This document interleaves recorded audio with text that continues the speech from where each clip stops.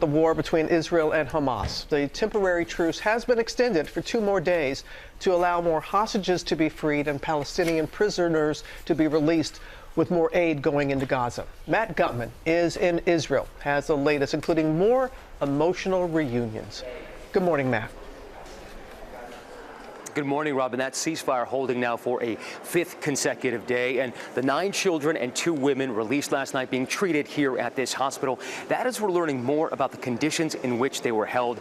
Loved ones saying that their family members were not physically abused, but they describe hunger, especially towards the end when they said their family members were living off half a slice of bread a day. Others describing the terror of being hit by Israeli airstrikes or their captors being killed, leaving them locked in their dungeons.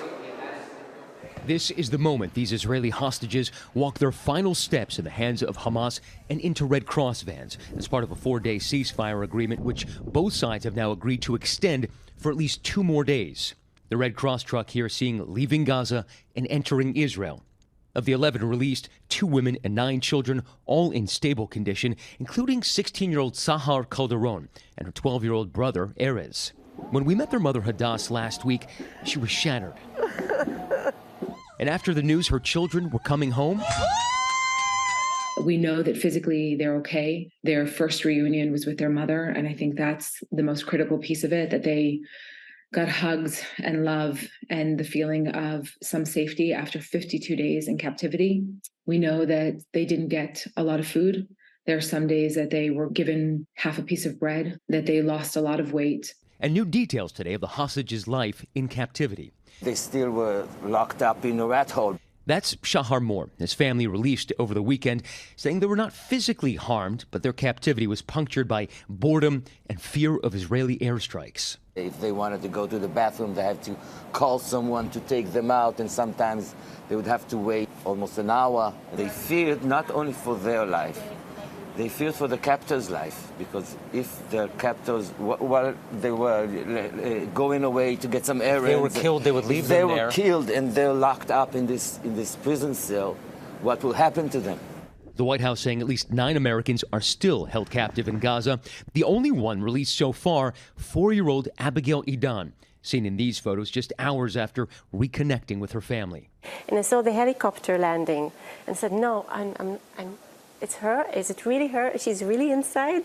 The children physically unharmed, but traumatized. It just cannot. It cannot be okay that a child 5 years old is saying, yeah, I know that this friend of mine was killed. It just cannot be okay.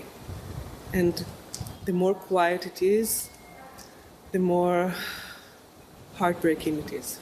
Even the director of the hospital overcome. At least 69 hostages have been freed by Hamas since the ceasefire began. In exchange, Israel releasing 150 Palestinian prisoners. Some, the Israeli government says, convicted of violent crimes. Others were being held without charges. Their families celebrating their return home in the West Bank. Our Inez de la Cutero there on the ground speaking with 2 freed Palestinian prisoners, brothers who claimed they were arrested for getting into an altercation with settlers. We were beyond words, they said. We were so surprised and thought, how come we're now being released? It was unbelievable. Back in Gaza, the temporary pause in fighting, revealing the ruins of what was once a city of over 1 million people. Homes destroyed. The UN saying there are over 1 million people in its shelters, nearly 15,000 killed, according to the Hamas-run health ministry. But this morning, a glimmer of hope. The Palestinian Civil Defense in Gaza releasing these images. An infant buried under the rubble in the final Israeli bombardments before the ceasefire, pulled from the debris, alive. And we'll hope that that baby is reunited with its family. Now, we understand that just minutes ago, Israel began discussing extending this ceasefire even further. That is, CIA Director Burns has landed in Qatar for talks. It's unclear if any of those 9 Americans still believed to be held captive in Gaza are going to be released in the coming days. The White House saying it doesn't have much visibility into how Hamas compiles these lists, or even if it's Hamas that's holding those American hostages. George. We certainly hope it's soon. Okay, Matt, thanks very much.